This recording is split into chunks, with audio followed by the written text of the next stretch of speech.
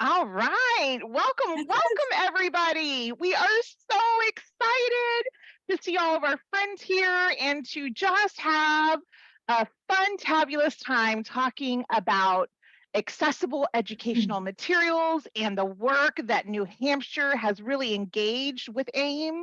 And y'all, it's going to be just a fabulous, fabulous time. Yes. And so Michelle and I are full of many things. One, a lot of bad jokes and some knowledge about AIM. Right, Michelle? That's right. Yeah, which of course leads us to our slide. It is May, and we are talking about our accessibility commitment. So you are going to notice that everything that we do in our slides is intentional. So thinking about accessibility, ensuring that you have access to all of our content in a way that you may learn best and access that. We are thinking about the POUR principles, and we'll talk about that a little bit later. So just notice when you're going through our slides that perceivable being the P, you're going to notice we have alt text on all of our images, our color contrast, all of our font is readable and editable, and our videos all have captions. You can turn your captions on Zoom to enable you to have more engagement along with us and for you to access that. Operable, our slides, our titles, our formats are very structured in a way that aligns throughout each one and are understandable, consistent formatting and effective use of images like our image here that says, pour some sugar on May, right, Michelle? That's right. We're here all day. No, actually just an hour. Pour some accessibility on May. Oh, yeah.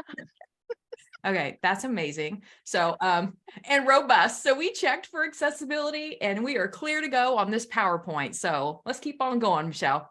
I love it. All right, that takes us into just, how are we going to access all of the great resources and take notes and really just follow along? And what we've done at CAS, we like to use what we call home-based documents.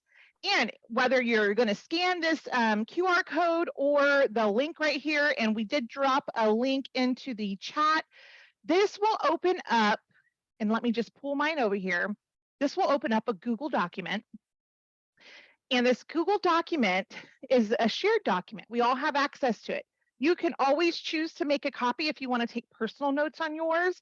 You would do that by just coming up to File, Make a Copy. When you make a copy, it is your copy. Nobody will see what you're writing in there. And you can take your own personal notes. But one thing you're going to find is that there's a link. We have a link to our slide deck. So after this time together, if you go back home and you're like, man, I just love that content and I want to dig it back up, but I can't remember, don't worry. This will be saved in your Google Drive. You can access the link. And then, of course, here's a link to this document as well. It has our objectives. And as we go through the session, you're going to notice that we talk about different websites. We've linked them all on here so that you can have access to them. Think of this like your one-stop shop. I mean, I love that idea of having a one-stop shop. Any of the videos that we're showing are linked on here. And y'all, if you have resources that are just amazing, this is an opportunity and an area for us to share. Sharing is caring. So feel free to add any of those links that we can share amongst each other as well. Did you say AIM amazing? AIM amazing. I didn't, but man, I wish I did. Yeah, you did. All right, guys. All right, we've gone through the first couple of slides, so let's just take a moment to kiss our brains as we keep on moving. That's right. And thanks for still hanging with us. So you probably want to know who the heck we are, right, Michelle? I guess so. Yeah. So I am Kelli Suding. I'm actually one of the newest members on the TA team at the AIM Center at CAS. So I'm a technical assistant specialist with Michelle. I'm on I'm on month 3, my friends, just month 3. So my background is general education, special education. I'm still a licensed teacher. I am here with you from Virginia. I love everything about my job. And so we hope that you find this next hour with us super valuable. And just know that beyond this webinar, you can reach out to us anytime, right, Michelle? That's absolutely right. Feel free to reach out. You have our email addresses here, and We have an amazing team of technical assistance specialists that we work with. And if you have a question posed to us that we don't know the answer, don't worry. We've got team members and we collaborate together, so we will find the answer for you. With that, I am Michelle Soriano, and I am a technical assistance specialist with Kelli. I'm super stoked to have Kelli as a 3-month in team member because she brings so much knowledge to the field, and she's had those boots on the ground. And I always tell people, I'm first and foremost a mom.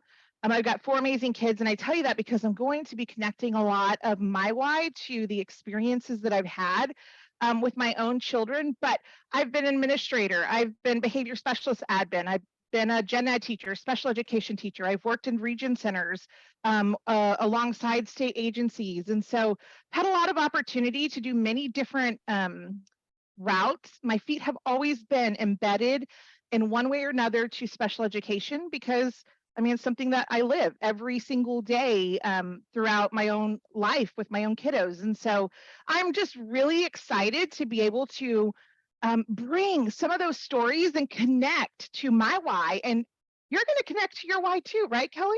That's right. Absolutely. The why is a big part of why we do this every single day. Every time we work, for every second of every day, our why is always the students that we work with, all the individuals that we work with, and ensuring that they have access to whatever they need. And specifically when we're talking about this session, to the curriculum, right? So our students can be more independent. So objectives today, you are just going to gain an understanding of what AIM, or accessible educational materials, is, and the connections between AIM, assistive technology, and universal design for learning. And then we're going to explore New Hampshire's work around AIM a little bit with Michelle in partnership with the National AEM Center. And then you're going to have so many resources that you did not know exist, but they're going to be life-changing for your daily work that you're going to have access to.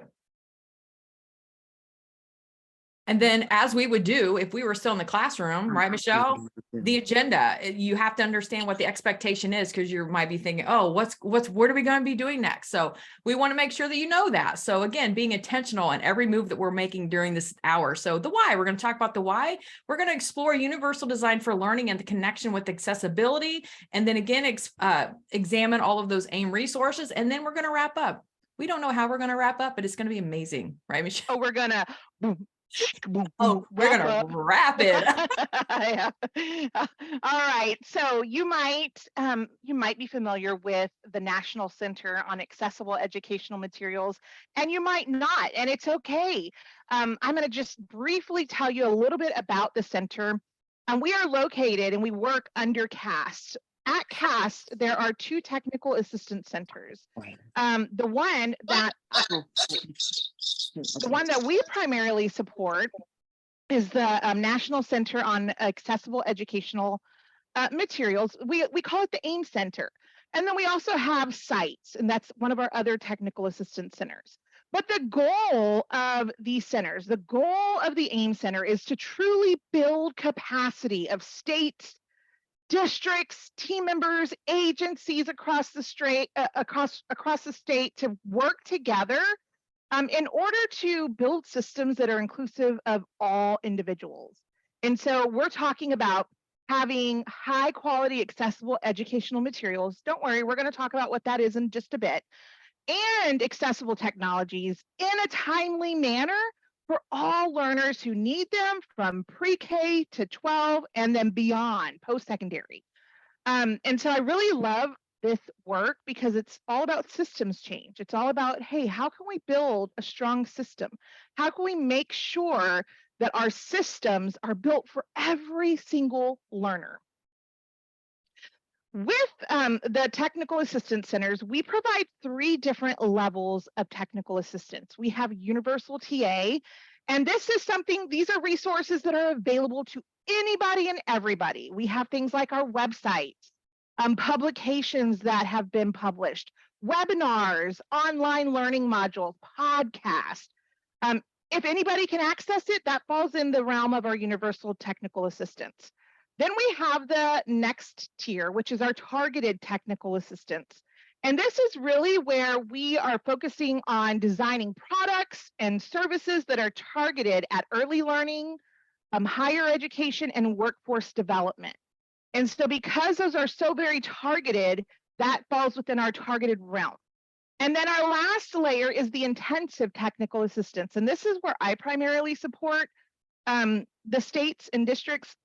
And this is really thinking about continuous, ongoing technical assistance. And we partner with 7 states. And y'all, mic drop, New Hampshire is one of those 7 states. And we get to partner with them through what we call the AIM cohort.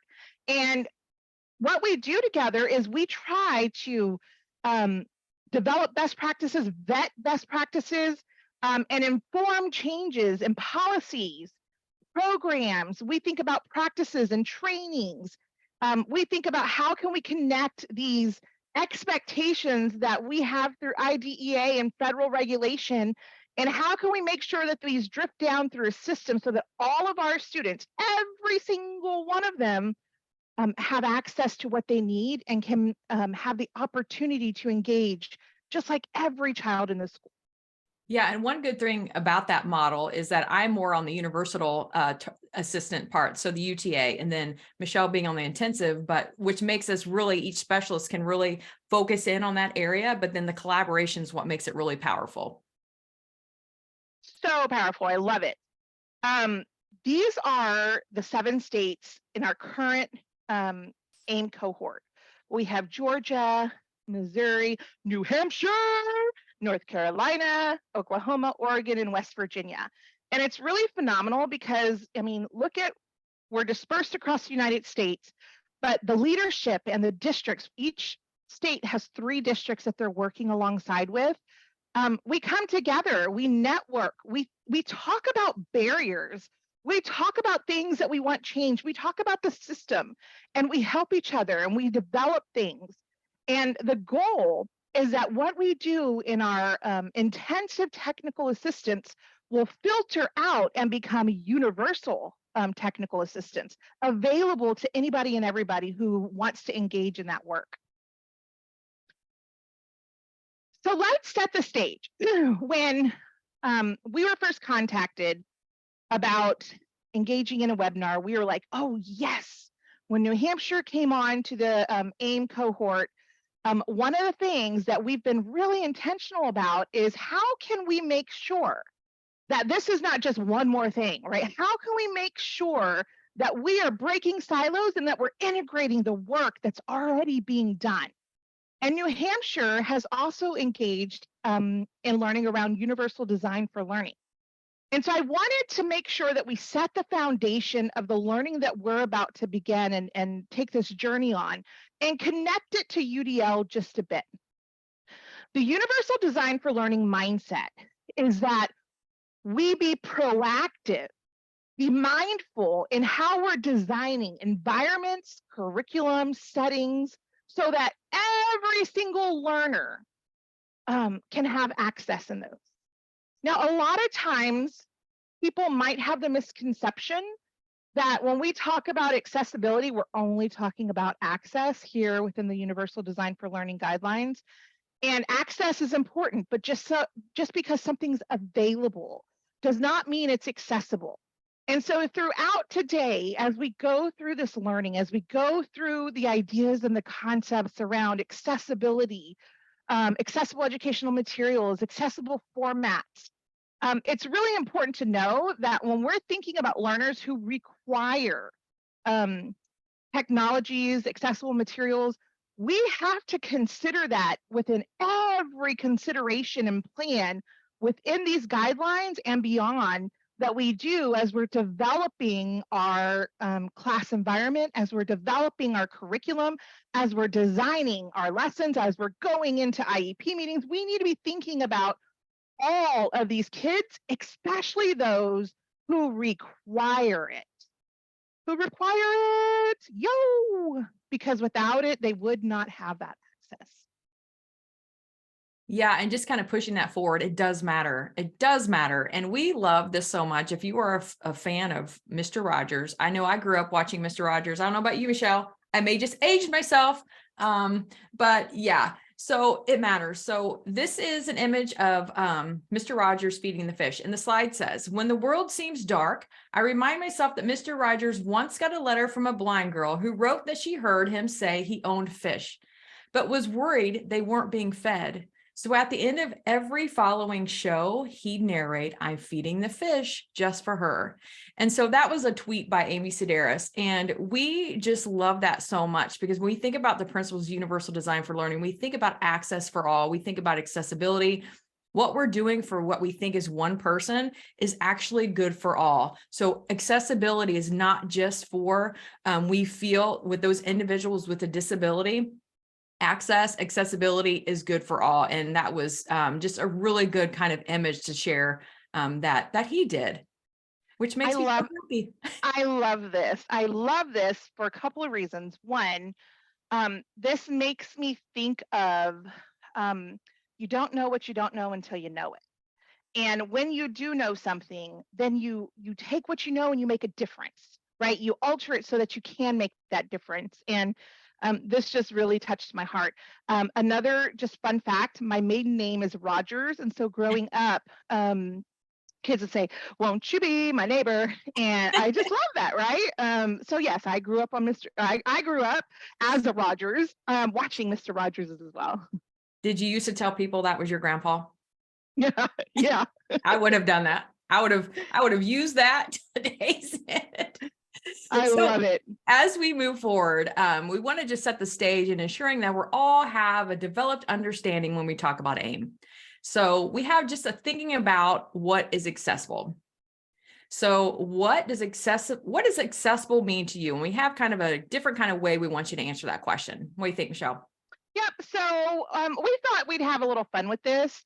And in thinking about accessible, we're going to engage in a waterfall chat. So hold up, wait a minute, put a pause on it for just a minute. What we're going to do is first you're going to think. So you're going to think about 3 words that pop into your mind when you hear the term accessible. So you're going to think, and then you're going to type it, but you're not going to hit enter. Okay, so then you're going to type your words. And then we're going to share. And the way we share is we're going to say 1, 2, 3, go. And when we say go, everybody's going to hit enter, and we're just going to have a flow of what accessible means to us, what we think about when we hear the word accessible. So let me just give a recap. So we're going to think about 3 words. We're going to type them, but not push enter. And then when we say 1, 2, 3, go, everybody hits enter and it just floods the chat. Do we have any questions before we begin? All right, guys, so let's go ahead and take some time just to think about those 3 words and start to type them in chat.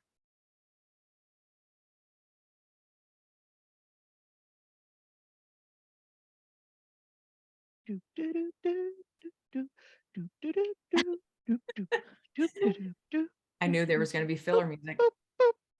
All right, here we go, guys.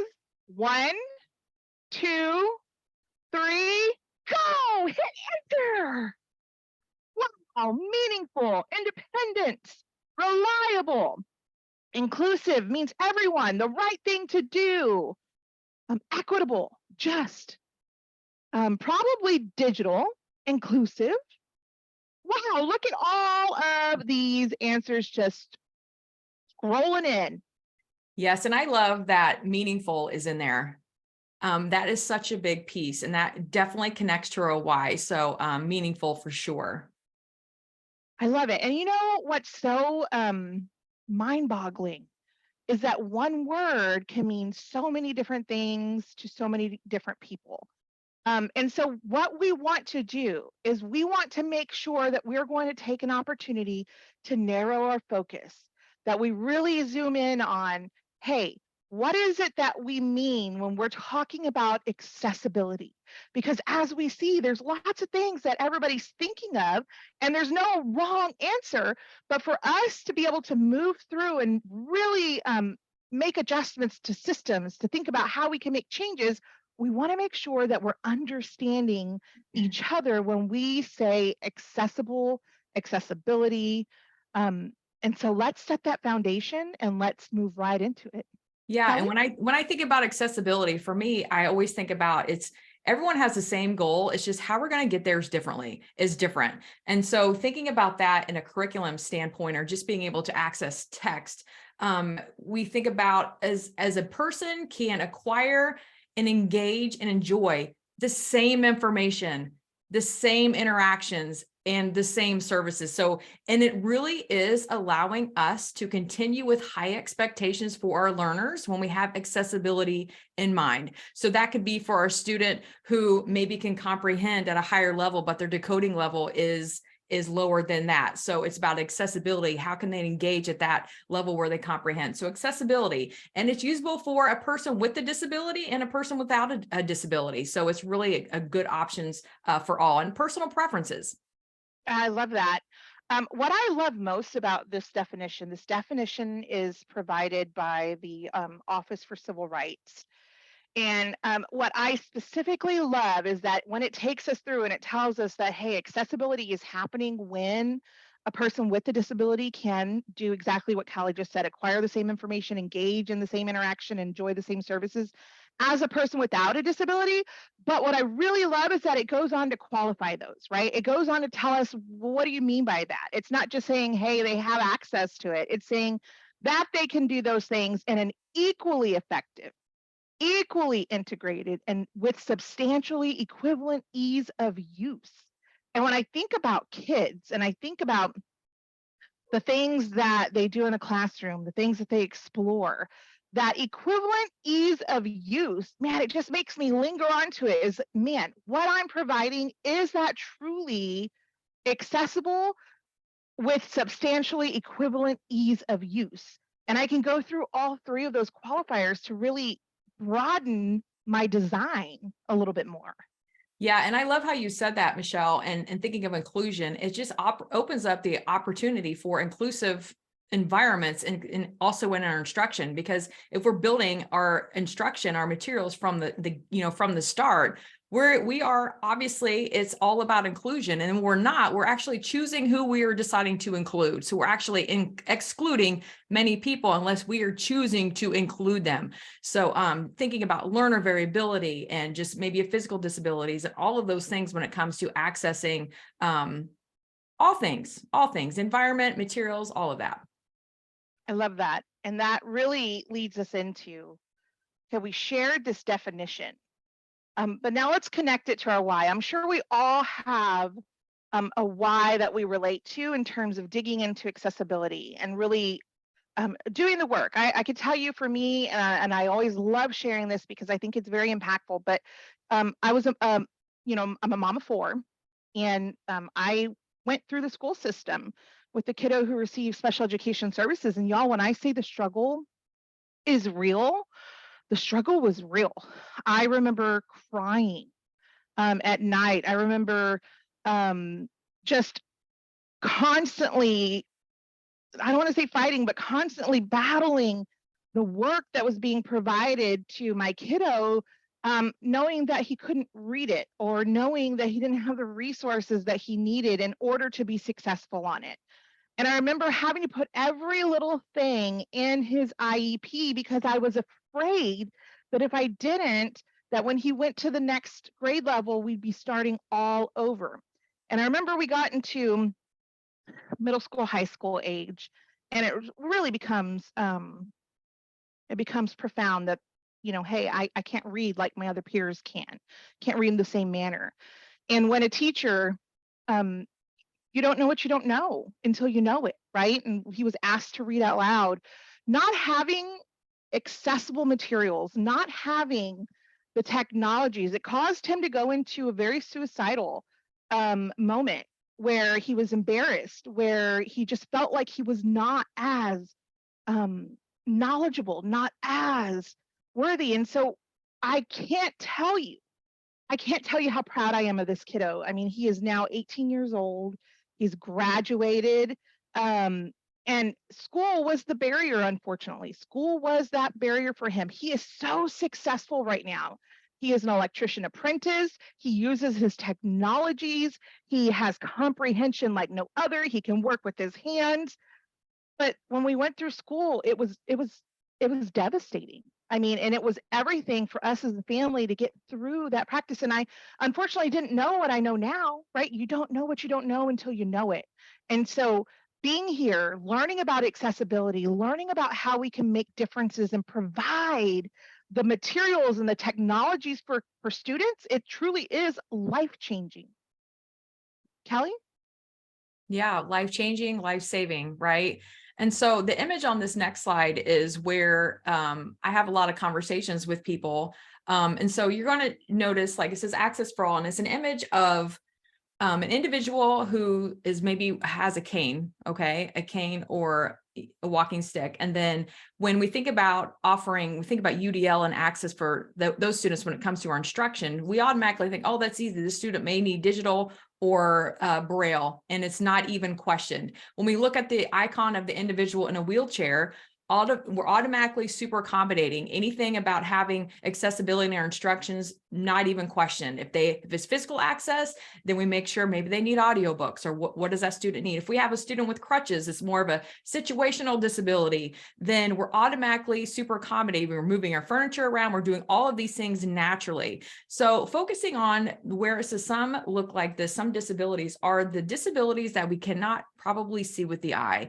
And so just because we can't see the disability does not mean it makes that disability less crucial and important for accessibility. So my why falls into all of those icons, but specifically working with those students who those disabilities are unseen to the eye, where we are constantly trying to advocate for accessibility in our instructions and accommodations for them. And then really talking about universal design for learning. I've worked with so many students who, just like Michelle said, have those experiences where they want to harm themselves. I had a student who he was identified with dyslexia, and he was a fourth grader, and he just was screaming at the top of his lungs because he was really struggling with accessing material at school because it was not accessible to him. And he just screamed, and he's like, I wish I was blind so my dyslexia would go away. So that's where he was. These are all real stories that our students feel every single day, and the impact that it makes on them when they're not able to access the text, but they can understand it if everything's read aloud to them. And just because lack of knowledge does not mean lack of intelligence. It's about if the student does not have a way that they can intake that information, they're not going to be able to show you what they know. That's why in designing our instruction and thinking about accessible education materials at all times in all subjects at any time outside of school, where they have the tools and they have the skills that we can really take their strengths to support their weaknesses. And that's when it comes into accessible technologies and how they can gain that. So our why falls deep, and Michelle and I are huge advocates, and we truly care about every individual when it comes to access. So we laugh a lot, but we are super passionate about this job for sure. Which falls into continuing that why. We have to think about beyond just physical disabilities, those disabilities accessing the text, decoding the content, interacting and responding to the content are all different skill sets. So what I mean by that, we could have our junior in high school whose beginning reading level is first grade, but then his comprehension level is at grade level or above. That student should have access to grade level curriculum. Just how he's going to get there is different. Just like we talked about earlier, when it comes to accessibility, that student may be having earbuds in, having audiobooks. That student may not have an audiobook, maybe on their iPad or their Chromebook or their PC or Mac, they have the words just being highlighted for that tracking. So then that's going to support their literacy skills. Maybe this is a time where we have all the captions on all of our videos in school, all of those on to support those literacy skills. So again, reading disabilities are not indicative of one's intelligence at all. It's really about us ensuring that what we are providing for our students, or if you work with adult learners as well, just like our slides are accessible, is that we are able to ensure that those students can independently access that content without us pulling them out and reading everything for them. I love that. And so we've really touched on a lot of our why, and our whys are connected to the students, really. And so what better way to start pushing us forward into this work than from hearing from kids who require accessible materials and technologies. So let's just watch a little clip of this, and these students really tell us about what they wish we knew about accessibility. Text. What do you wish people knew about accessibility? One of the things that I wish people knew about accessibility was that it isn't easy to learn how to use, coming from the person who actually needs the accessibility. They also think that some of these things, you just turn it on and you can use it. But come to realize that using stuff like screen readers, we don't just wake up learning how to use those things. It took Ileana years to learn how to use her voiceover at 100%, even though she was born legally blind. And I think it's important that people have patience, and when they have patience and understand that it's a learning process, they can better accommodate those who need accessibilities. And I also like to agree with my peers. I think a lot of their points are very important. Accessibility is definitely not a choice. Like Ella said, without accessibility, the people who need accessibility options wouldn't be able to do very simple things like read a textbook or even find a street sign. So I think it's important that people understand that it's not a choice, it's a necessity. So I wish people knew that just how important it is for things to be accessible, to have a more deeper understanding of it. I also think it's important that they should take more input about accessibility from people who need the accessibility. It affects everyone very differently. So what they think might work for a certain group of people might not work for every group of people in this community. Everyone is different, and they should take some more input from the people who they are trying to help. I wanted to be a part of this project because I think it isn't very noticed, and I realized that a lot when I talk to people about that I'm doing it. When I tell them about just speech-to-text technology, not all people know what that is. As a filmmaker, sort of something different that I've never done before, and something more important in the role of society than I've ever done before. Gaming is a social thing, and I feel like if a lot of people can be involved in gaming, you can bring a lot of people together and just get more people to be exposed to your stuff. It would be very useful to have people on the team that are visually impaired or need accessibility, because then it can help one, not just the spectrum of what they assume, because maybe they might be like, they need larger text. Well, how large of a text?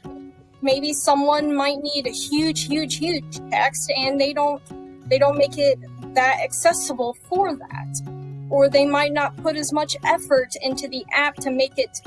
They might make it accessible, but it might be a little bit wonky because they didn't really think it through hard enough. So it would be way more convenient to have someone who has a visual impairment or has a situation where they need accessibility. On video game though, I always find a way around everything. I will play it regardless. Even if I run into a tree, I will still play it. But I still have a lot of trouble with the graphic. Games like Ark and all those, too small of a text and you can't make it any bigger. And I have to strain my eyes just to read it. So it's too difficult to do that. Because it would be so much easier if they could make everything a little slightly bigger. It's just really frustrating to have those situations and not be able to play a game because you might be really interested in it. Like Doom. I want to play Doom so badly, but I can't play it because it's too pretty and too fast-paced. And I wish I could play it, but I wouldn't be able to because I probably wouldn't even be able to finish it because it would be too difficult. I love whenever I find a game that is accessible because then I can be like, oh, they got color blindness settings and everything. In one game, they actually have voice acting most of the whole game, so I don't strain my eyes. And it also has a different color background kind of situation for the text, so I can see it better. Text. That video It's so great, right? You should watch that whole video. And one part I want to really take away is when she said, you can't assume you know what a student needs. That is spot on. So we can't assume that. I always like often work with the educators who are teaching like use of text to speech. And right away they say, oh my gosh, slow that voice down. That's too fast. Or I can't stand that voice, change that voice. But it's not about us friends. It's about our students. So which rolls right in perfectly with AIM. Yeah.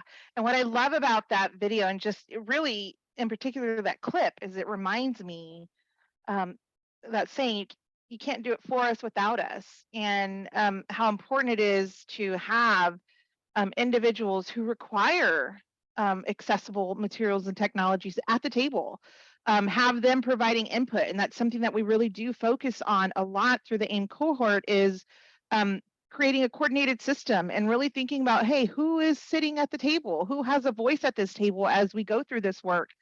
And how can we gather input and solicit feedback from those who require it as well? And so it's just amazing to hear from the mouth of babes, really, right? Hear from these students who are telling us, hey, I need this, I require, it is not a choice. It's not a choice. And I think often, when we think about universal design for learning, we think about choice, a lot of embedded choice. This is not a choice. This is where it differs. Individuals who have disabilities and who require it for learning, there's no option. We have to make sure everything is accessible. And we have to ask ourselves, to whom is this accessible? Just like this young lady was saying, they might need huge text, or they might not. So when we think about accessibility, we have to think about our students, their individual needs, and how we can make sure we're meeting those. And so we've been talking a lot about accessible educational materials. We refer to them as AIM. And so let's just look at, what do we mean by AIM? And so accessible educational materials are print and technology-based educational materials, included printed and electronic textbooks, and related core materials that are designed or enhanced in a way that makes them usable across the widest range of learner variability, regardless of format. So when we talk about format, we're talking about whether it's print, whether it's digital, graphic, audio, visual. It doesn't matter how they're accessing it, they can engage with it. They can access that information and use it. And what I really love about this is it talks about learner variability. Learner variability is one of the founding research that Universal Design for Learning is based off of. And that tells us that no two learners learn and process and have the same preferences or needs as each other. We are all very different. And so we're thinking about the widest range of learner variability. When they can use that material in any format, then that's what we're talking about when we say accessible educational material.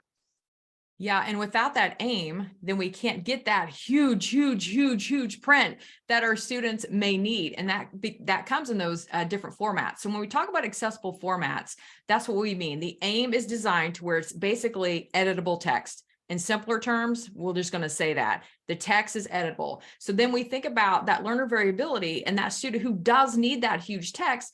Is there a way that they can change that format? So it's just an alternative way to access. So that could be our print or digital books, our workbooks, our trade books, anything where we can actually manipulate the text in a way that is best for us as learners, for them to be able to have access to.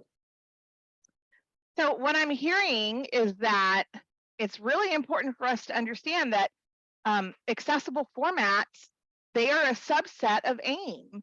So we have our accessible materials, right? These are those print and digital technology-based educational materials. They're not static. They're designed that users across the widest range can use them. But then we have the subset. So now we're thinking about individual needs and how they can actually use them. What is it that they need in order to use that material? And that is the subset, that accessible format. Oh, I need digital text. Oh, Kelly needs a large print. Oh, Mike needs audio, right? We're looking at the individual needs and how they are going to use that material. Yeah, and with that, we think about our accessible technologies. So that or any item, piece of equipment essentially is going to be able to use that text and make it read aloud. So it's assistive technology or accessible technologies. Just going to read this for accessibility purposes. Any item, piece of equipment or product, whether acquired commercially, modified or customized, that is used to increase, maintain, or improve the functional capabilities of a child with disabilities. And I love this quote at the bottom. If you've not heard this, you're welcome. Print it out somewhere, copy it, because you can get it off the slides because our slides are accessible. So for Americans without disabilities, technology makes things easier. For Americans with disabilities, technology makes things possible. And that's exactly right. So thinking of the components of access to kind of bring it all together when we've talked about UDL, accessibility, AIM, and AT. So components of access, we're thinking of UDL. It's the choice that's built into the environment. And then when it comes to the AIM, it's the same content in an accessible format, a different format. And then the assistive technology piece is the differing ways that you can access that same content. So the components of access, all three of those, a nice, beautiful ball, so we can have high expectations for all individuals. And so when we think about the need, who needs that?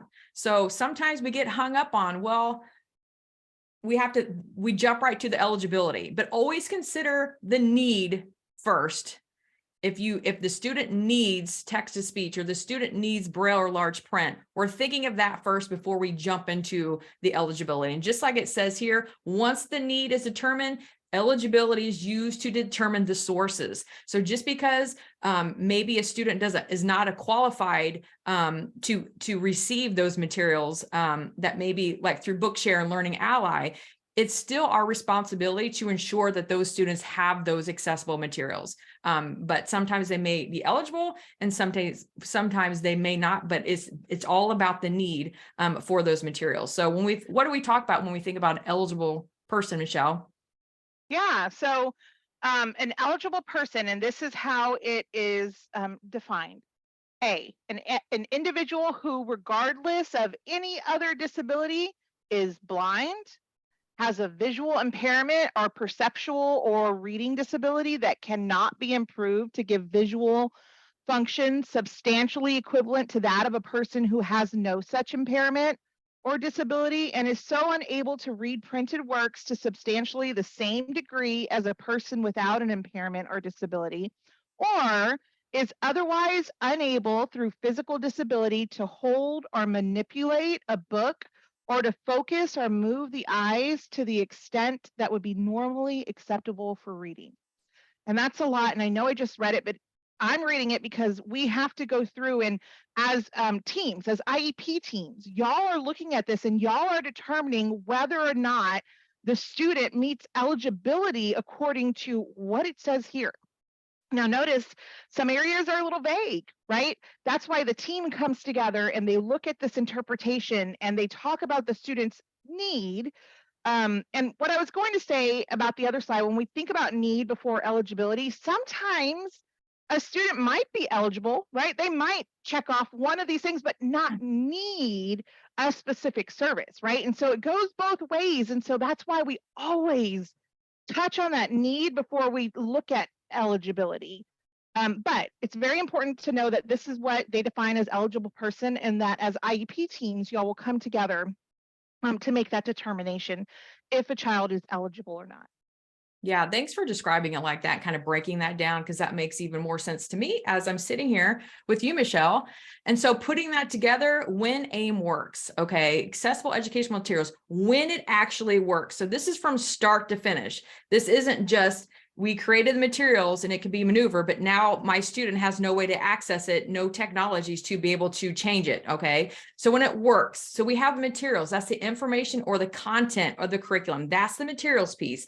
And then it flows into the technology piece where that's the hardware or the software that's being used. So that would be your iPad, your Mac, your PC. And then the assistive technology piece comes together. And maybe that's where text to speech comes into play. So that the materials, the technology, and the assistive technology all have to be accessible in order for it to work together. I love it. So let's take a look at this short video clip, Tyler's science book, and let's see if we can really define those 3 elements in this like minute video clip.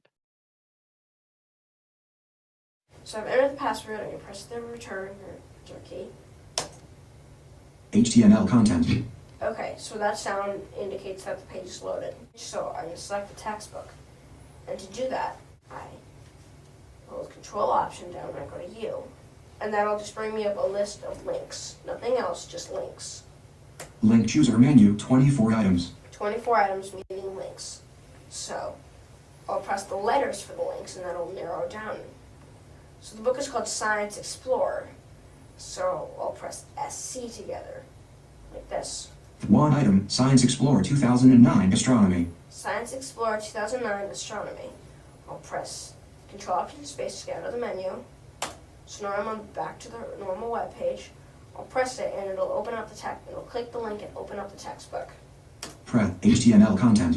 HTML content. HTML content. Safari So has here's new window. the textbook. All right. So that was just a small little clip of a student who was using his technology to really access and engage in his learning. And so when we look at how they work together, that material, you know, Kelli told us it's that content or the information. Well, that's that science book, right? That's the information that I'm trying to get into my mind. I'm learning it. It's that content. And so that material is that textbook. The technology that he was using, that software, was his iBook or laptop. And then we think about what did Tyler specifically, his individuals, need in order to access that information. Well, you know what? He needed a voiceover screen reader in order to be able to take that information in. And so all 3 of these, they go together. So we want you to just have a look at this next quick clip, and we want you to think about that. Think about what the materials are, the technology, and the assistive technology, and then we'll ask you that right after this. Just a quick video.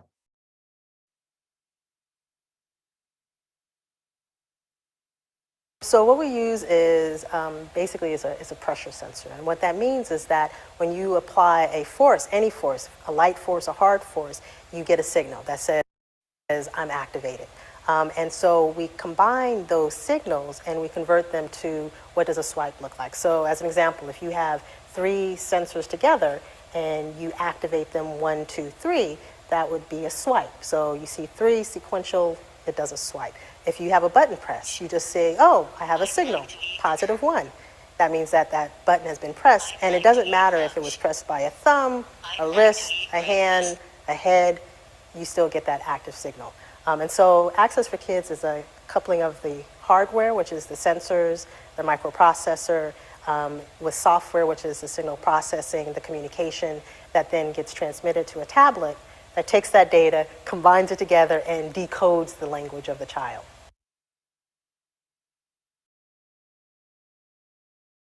So let's think about that. What were the materials in that video? Feel free to unmute yourself or just pop that in the chat box. And then actually you can go ahead and answer all 3. Think about the technology and what was the assistive technology being used?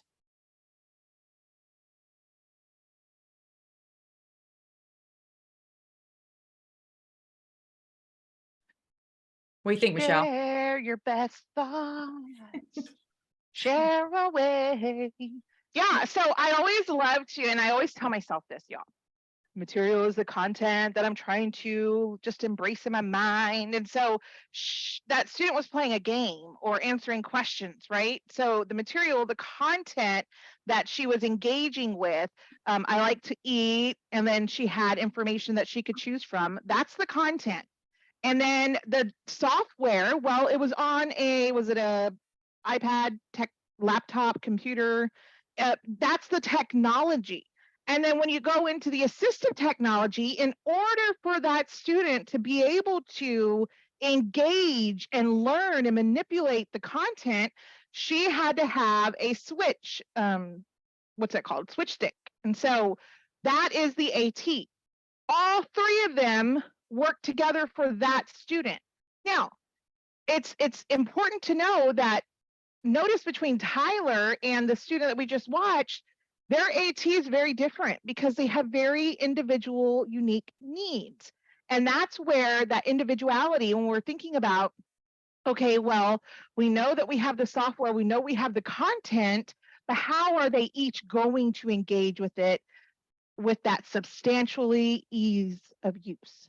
And so I just love the way that you've broken this down, Kelly. Yeah. And then when you think about that, we just want you to reflect, and we'll just keep moving on just for time's sake, but think about in your setting, what AIM and accessible technologies are being used for your learners in your setting. So just think about that. Think about the videos that we just watched. Think about Tyler and the materials of technology and assistive technology, and just reflect. And if you have a hard time thinking about, well, yeah, my student does use an iPad, but he has to take a picture of everything in order for it to read. So that's an extra step. So just thinking about your environment and your AIM and your accessible technologies, because all materials and tech can be accessible. They all can. So we have a list here: your laptops, your tablets, your smartphones, websites, documents, slide decks, videos, apps, digital textbooks, podcasts, learning management systems. They all can be accessible, and they can be. So when we're thinking about purchasing those learning management systems and thinking about purchasing our textbooks, that you're having the right questions to be able to ask to ensure that they are fully accessible. So remember that AIM can work all together. I love that. And so what we're going to do right now is we are going to, and you're going to notice that in the slide deck, there are some resources that we've linked in here for you to have just as easy references. And so this is really important for us to make sure that we hone in on. And we know that, some people believe this, but contrary to common assumption, just because something is digital does not mean it's accessible. Say what? That's right. Let me repeat that. Just because something is digital doesn't mean it's accessible. Whoop, whoop. I see that in the chat. Just means it's available, friends, but not accessible. So we have a couple ways to just consider as we kind of go through these last few slides are the principles of POUR. So, and just ensuring when you are sharing your content, just like we would do with our slides before we presented them to you, the POUR principles being perceivable, I can't even say the word, perceivable, operable, and understandable, and robust. And then Michelle's going to go quickly through each one of those. Yeah, and so just know that these are on here, and they're also linked on our website, which I'll take you, I'm going to go ahead and move this right over, because we want to make sure that you're able to leave knowing where you can access all of these great materials. So I went to the AIM Center website. The AIM Center website is aem.cast, that's CAST.org, and Kelly just dropped it into the chat. But when you go up here, you're going to notice that there is a tool tab here. And it really takes you through all of the different levels of learning about accessibility, acquiring, creating, using, coordinating. So if you're at a point where you're like, you know what, what's my role in all this? Where do I need to start? What is accessibility? You're going to want to start at the Getting Started tab. We have it broken down. Just some information. Notice there's links in here with additional resources that you can use to kind of help you understand roles and responsibilities around accessibility. Underneath this, we also have any of our AIM Center events, and I know Kelly's going to talk to us about one here in just a bit. And we also have AIM resources. And so if you're looking for something, come check out the AIM resources. If you click on this right here, it says see all of the AIM Center resources. Man, it will just list everything there, but you can also search. We have a really robust search engine that if you type in a word, it will pull up everything that is related to that. Yeah, and one that's really exciting, we just dropped tips for creating AIM. So that's also linked in those slides as well. So make sure that's a really good, quick resource to really rely on. Absolutely. If you're looking for acquiring accessible educational materials, you're going to want to come to the Acquire tab. Underneath here, it talks about the decision making. When you go into the IEP meetings, how are we making those decisions on who needs accessible formats? This takes you through a 4-step process. You also have access to information if you are part of the individuals who really communicate with vendors when you're looking at purchasing curriculum. Y'all, we have to think about accessibility at the get-go from the start. And when you're looking at having communication and really providing language to vendors that's requiring them to make things accessible, to help you identify the parts that are and are not accessible, hey, we've got some information on that under here, under the Acquire tab. For creating, this is where I sometimes live in this section here. If you want to create accessible documents and you're not sure how to do that, come right over here and we're going to slide right into that. So we have acronyms here and mnemonics that really help us understand the steps in creating accessible documents. And y'all, it's like step by step. And then at the end, you even have a practice page that you can try it yourself. That's right. Really rely on those headings at the top of the page where it says get started, acquire, create, where Michelle's at, because it can get overwhelming. So what your needs are, and then just click on one of those. Absolutely. And y'all, I just joined the Twitter game and I just learned how to create accessible social media posts. Okay. Yeah. So if you are new to the Twitter game or any social media posts, go here and check it out and see how can you make sure that the information that you're sharing across social media is also accessible. And if you want joy in your life, you need to follow Michelle on Twitter. It's quite hilarious, I will say. If you are looking at how do I use accessible materials, here you can look at, using accessible formats, personalizing the reading experience, writing experience, have something on accessible math and accessible videos. If you're working with teachers or an educator yourself and you're wanting to make sure that you're understanding that, hey, is what I'm designing accessible? Check this out. This has got some really step-by-step information. One of the things that we use in our AIM cohort, we don't just make things up, although we probably could, but we don't. And when we're looking at building a coordinated system, we follow what we call quality indicators. And you can find our AIM quality indicators right here under the coordinate tab because we're trying to coordinate the system together. And here it takes us through, well, what are the 7 quality indicators that the state of New Hampshire, your teams and your state has really been working hard at engaging and learning and going through this process to help create a more coordinated system. And so if you're interested in learning more about, how are we building that? What are we looking at? Spend some time under the coordinate tab. And if you're sharing this information with a friend who's maybe not located in New Hampshire, don't worry, they have a state AIM contact as well. And they can just click on this and it will tell them all about that information. That's right.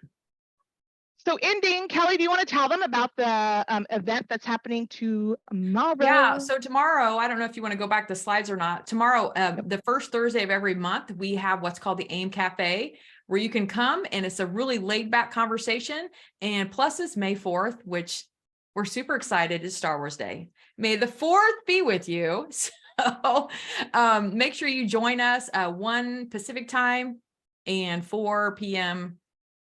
Sorry, I'm putting it back up. Eastern time. Yeah, I can't even remember where it's at. Yeah, on there. And on the slides, you can register for that. You just have to register once and you can hop on, and it's from people from all over. And it's really fun, laid back. It's not like you're sitting there for a training. Everyone's super engaged, and it's really get your beverage and just come join us for that hour. And that's tomorrow. So we hope to see you there. Yeah, it's really informal, y'all. It's not recorded, so come grab some tea with the AIM Cafe. All day funny. Yeah, and just go through the slides and look at our resources. We know that we're up here on time now, but we do have our podcast accessible learning experience, which is amazing, and really dig into looking at that. We have a video series that all of these are linked that will take you right to our website, which is they're all really good resources that you can use for your own professional development and share with whoever you would like to. Okay. And so we also have our resources linked here. So if you're like, well, I'm not sure what's, it's like, going through, don't worry. You can go through these slide decks as well. Yeah. And then just to end right here and for 50 seconds, this is all about independent access and ensuring that we've got AIM or accessible technologies, and we're not going to be. Oh my goodness. Right here, right there. Blow. Just seen her captions on Michelle. You go open your mouth and blow. It's his birthday. Do it. Hold on. Dad leaves. Go down, Daddy. Go down. Slow down. And Dad comes back with the straw. There. Ready? Blow. There you go. Yay. Wow. Wow. Good job, buddy. Now eat it. Now you want to eat it? Now it's done. So when we think about that, we think about AIM, we think about AT, we think about Universal Design for Learning. What are ways that we are giving our students, our adult learners, the opportunities to be able to participate in their own learning independently? And I love that. Dad could have gone down and say, okay, Johnny, let's blow up the candle. And then on 1, 2, 3, Dad could have blown out the candle and Johnny would have never known. He would have thought he blew out his own candle. But when our students can access content for maybe the very first time by themselves, it's empowering. It's just empowering, and it's all about equitable access for all. So just thinking that we're not going to be candle blowers. And Michelle and I are so grateful for the time that you're spending with us. We're wrapping up. You have access to all of these slides. And we hope that you reach out, use all of those resources. If you have follow-up questions or you need anything else, you can find us at the CAST website or aim.cast.org. And we're happy to support you anytime. All right. So everybody, put your hands in the air or on your lap or anything, and we're going to sing, "This group is on fire." Whoop, whoop. Thank you so much, y'all. Such a great learning event. Oh, ladies, thank you so much. Yes. So much. Thank you, Mary. That was fun. Wait, I'm going to unpin everybody so we're all the same. There we go. Make it universal for all of us. Perfect. Excellent. Oh, yay. Thank you both so much. Anyone before we go? Questions for the ladies? So many resources. Excellent. Outstanding. And it's okay if you don't. That's a lot. It's a lot for sure. It was good. Kelly, you reminded me, I wrote myself my note here that I got to work up my new Star Wars Zoom background for tomorrow. I got it. That's critical. Yes, you do. I don't want to use an old one. There's no fun in that. I'll work up a new one. I love it. Mike, do you want to stop the recording real quick? Oh no. Why don't people want to hear about this?